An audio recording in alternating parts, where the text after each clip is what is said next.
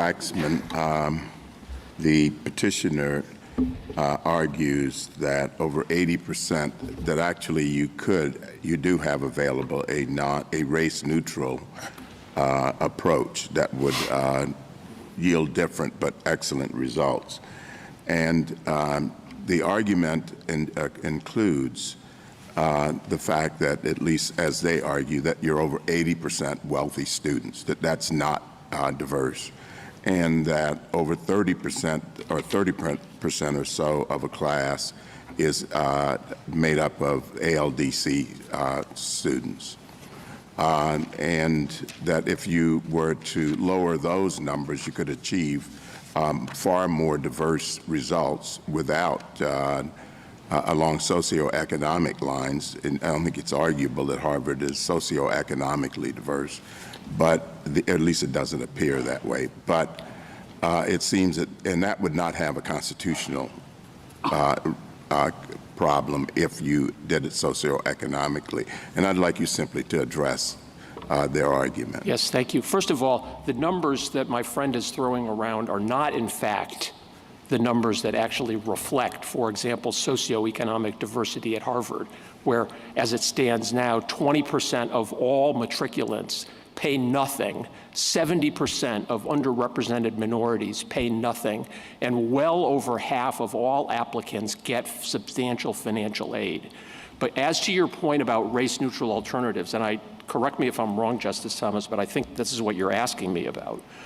We have exquisitely detailed metrics in this case with respect to race-neutral alternatives and findings and testimony with respect to the so-called ALDCs, which is an acronym that I think I was actually literally present at the birth of, which is a preference for children of alumni, children of faculty and staff, athletes, and other people who have found themselves on the dean's interest list.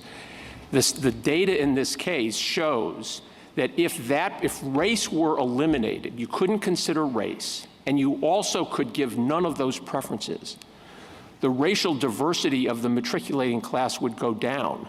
The representation of African Americans, if you just stop considering race, would go from 14 to 6%. But if you also stop considering ALDCs, it would go to 5%. Mr. Hinojosa, if this were a Title VI case and there was an allegation of discrimination against the University of North Carolina, who would bear the burden of coming forward? Is it within the strict scrutiny? No, just Title VI claim of discrimination. A normal claim of intentional discrimination, exactly. Your Honor. I would understand that the plaintiff would have that burden to demonstrate. To come forward initially, but then when the plaintiff makes his or her showing, then what? What's the duty of what's the burden on the accused? Well, it's not entirely clear from the case law that I'm aware of, Your Honor. Ordinarily, is there any case where the court has deferred to the university or to the alleged discriminators' policies? So, for example, I don't know whether or not this has been answered directly in Title VI case law. Title VII case law, yeah. Your Honor, yes, then the burden would shift to, in that case, it might be the employer. What's interesting here is I cannot think of another area or another case where the court deferred to the alleged discriminator on something as important as compelling interest.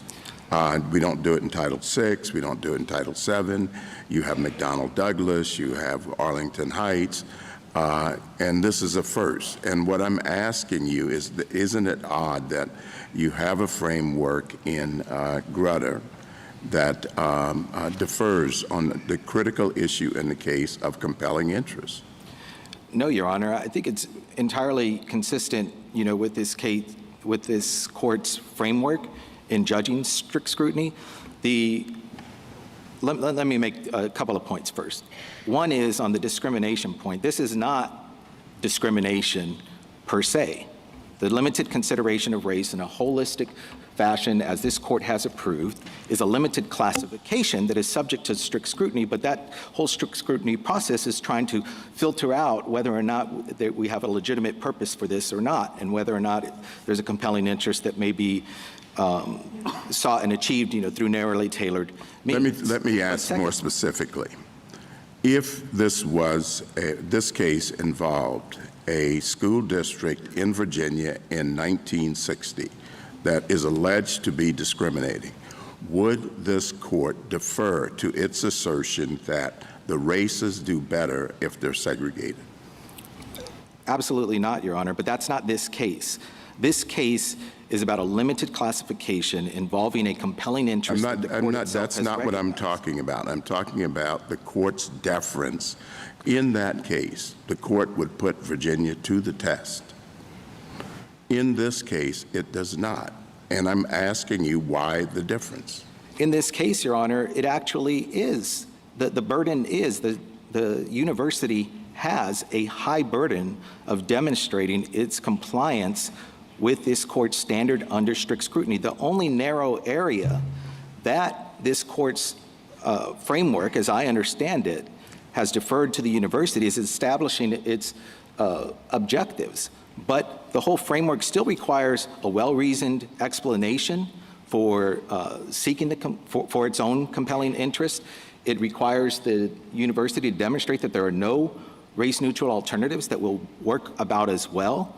And so that burden is still heavy on the university to demonstrate compliance with this strict scrutiny framework.